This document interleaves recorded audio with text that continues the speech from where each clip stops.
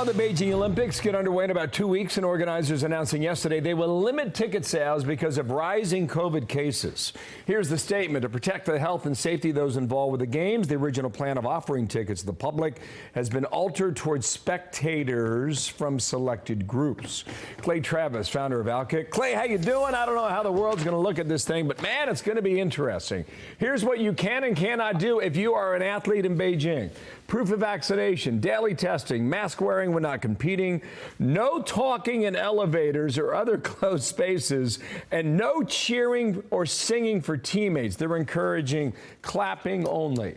Do you have a prognostication for how this turns out? Sir.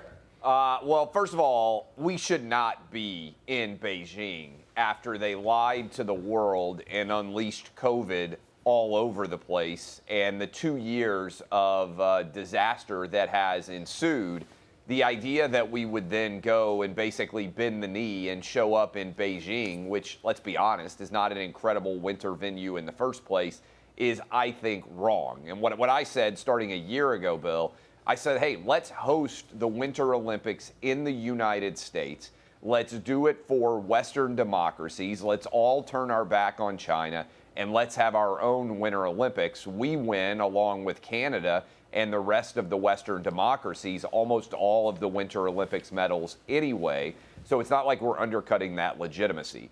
Remember, it's crazy to me that the All-Star game got pulled out of Atlanta over a voting rights bill, which is actually more substantial in terms of its access than many other states in our country. So we pulled the All-Star game out of Atlanta, but we're going to the Olympics in Beijing. It's embarrassing. It doesn't make any sense. It's a great point. Yeah, imagine if you're an athlete here in the U.S., right? You're testing negative every day. You get on a plane, you fly to Beijing, and you pop up there, and you're asymptomatic. Maybe you test positive. You're confined to a room 270 square feet for 3 weeks, possibly. I mean, I don't wish that upon anyone. Now, Clay, quickly, I want to slide this in.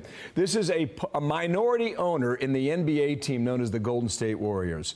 During a podcast, the issue of Uyghurs and concentration camps came up. Here's how that exchange went. Nobody cares about what's happening to the Uyghurs, okay? You bring it up because you really care, and I think that's nice that you care. The rest of us don't care. I'm just telling you a very hard... Wait, you're saying you personally don't care? I'm telling you a very hard, ugly truth, okay? Of all the things that I care about, yes, it is below my line. All right, that got some attention. He came back with a statement of clarification. He said, I recognize that I come across as lacking empathy. I acknowledge that entirely. As a refugee, he's from Sri Lanka, I do believe.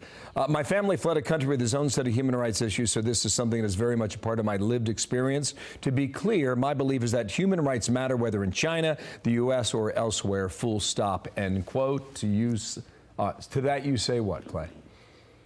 Well, it's the exact opposite of what he just said. So anytime somebody comes out with an apology and they say, hey, you know when I said the exact opposite yesterday, I actually meant the exact opposite. Here's what the truth is. He said the quiet part out loud about the NBA. The truth of the matter is the NBA claims to be this social justice organization. They don't actually care about any of the genocide that is going on in China, because they are cashing checks from China. China is actually a bigger market than the United States is for the NBA, okay? So he said the quiet part out loud. But when you say the quiet part out loud, suddenly everybody says, wait a minute, we're now getting attention for our rank hypocrisy as it pertains to China compared to United States issues. And so they then trot out the apology. This is a minority owner. He doesn't own the majority of the team for the Golden State Warriors. Yeah.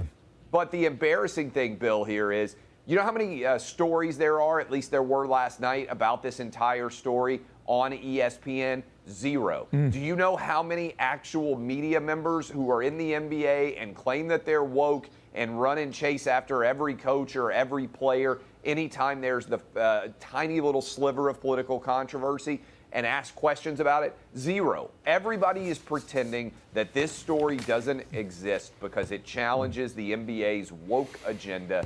This is an embarrassment. It's an outrage. But guess what? It's par for the course in the NBA, where they shut up and they dribble for China while they make all sorts of issues about minor relatively compared to genocide issues in the United States. Off to Beijing we march, where they make the snow there for the Winter Olympics. They make it. No doubt. Clay Travis, thank you, sir. Nice to see you from OutKick. Good to see you as well. Hi, everyone. I'm Brian Kilmeade. I want you to do me a favor. I want you to click to subscribe to the Fox News YouTube page. This is the only way that I know for sure that you're not going to miss any great commentary, any great news bites, any great interviews coming your way on Fox. You can get it all here on YouTube. So subscribe right now.